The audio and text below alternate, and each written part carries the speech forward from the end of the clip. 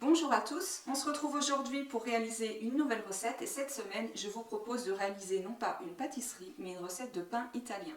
Alors la recette que je vous propose est une recette de base, à savoir que vous pourrez l'agrémenter de beaucoup de choses différentes, des épices différentes, des ingrédients différents tels que la tomate cerise, du jambon de Parme, des fromages, des herbes, beaucoup de choses différentes et je parle du pain italien, la focaccia. Donc c'est un peu comme une recette de pain à pizza, donc en fait on réalise une base et après on en fait ce qu'on veut. Donc la recette, vous allez voir, est très simple. Vous pourrez l'intégrer aussi bien au cours d'un repas que pour l'apéritif en fonction des ingrédients que vous allez déposer dessus et dedans. Donc voilà, pour cette recette, nous aurons besoin de 500 g de farine blanche type T45 ou T55, de 55 g d'huile d'olive de bonne qualité, de 60 g d'olive noire hachée finement, également de 225 g d'eau fraîche, de 10 g de sel fin, de 20 g de levure fraîche de boulangerie et ici nous avons 35 g d'huile d'olive à nouveau mais c'est pour dorer et la finition. Voilà, si ça vous intéresse, retrouvez-moi tout de suite pour la suite de la recette et la réalisation. On y va Kiki? Alors on va commencer par délayer donc, la levure dans un petit peu d'eau qu'on va prélever dans la quantité d'eau prévue sur la recette, donc environ un tiers. Puis on va émietter donc notre levure sur cette eau afin de la délayer complètement à l'aide d'un fouet.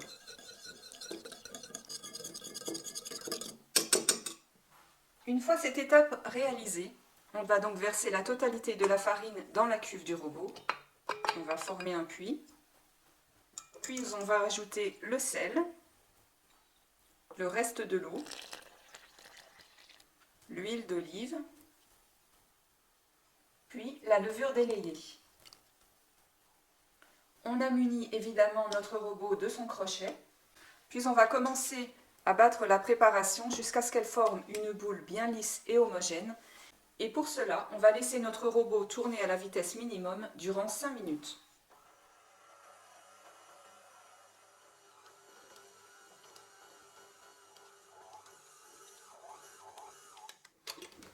Alors si comme moi vous trouvez que la pâte est un petit peu trop dense et qu'il n'y a pas assez d'eau, n'hésitez pas à rajouter un petit peu d'eau au cours du pétrissage. En effet, en fonction de l'absorption de la farine, qui est vraiment différente d'une farine à une autre, on peut rencontrer ce problème. Il vaut mieux en remettre plutôt qu'il y en ait trop dès le départ.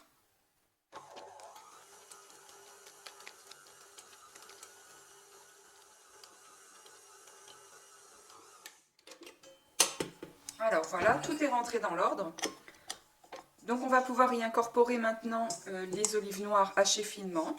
Donc on peut constater que la pâte a exactement la texture que l'on souhaite. Elle a une élasticité et tout est homogène. Donc on va lui ajouter les olives noires. Et on va continuer à pétrir cette pâte pendant quelques minutes afin qu'elle soit bien intégrée à la préparation.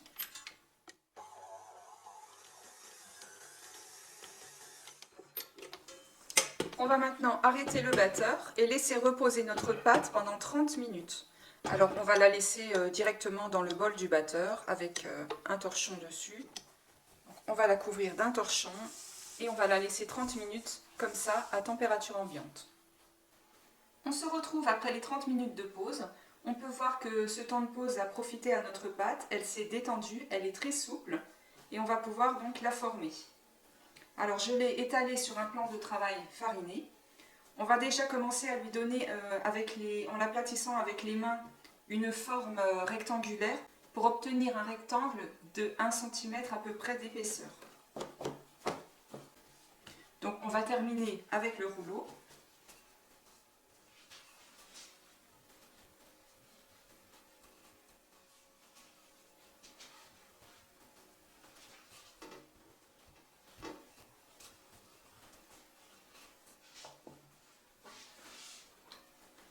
N'hésitez pas à décoller la pâte pendant que vous la formez afin qu'elle n'adhère pas trop à la table. Kira, tu veux m'aider? Tu veux m'aider? Oui.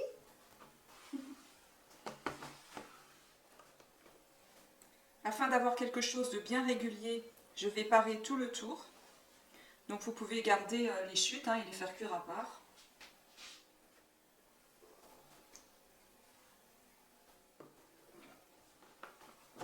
Je vais maintenant former des bandes de 6 cm environ de large et les placer directement sur cette grille.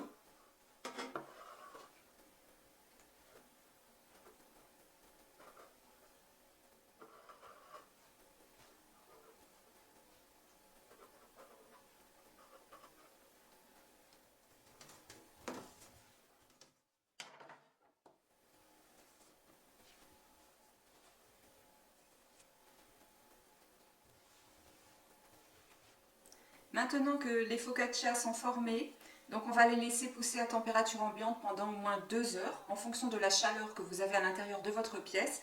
Peut-être faudra-t-il les laisser un petit peu plus longtemps, à vous de voir. En tout cas, il faut qu'elles doublent de volume. Et ensuite, on pourra badigeonner avec l'huile qu'on a gardée pour la finition afin de les dorer avant la cuisson. On se retrouve tout à l'heure, juste avant la cuisson.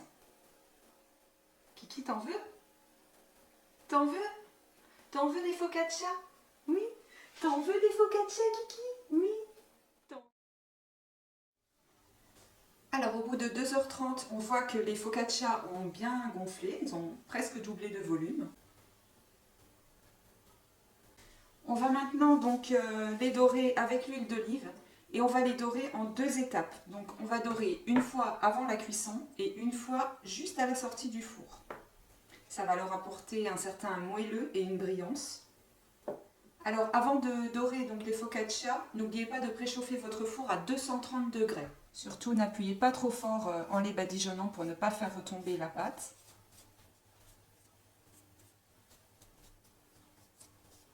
On va maintenant passer à la cuisson.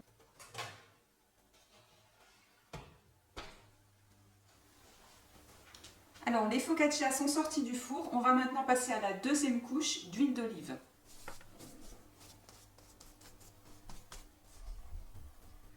On va maintenant les placer sur une grille afin qu'ils refroidissent totalement.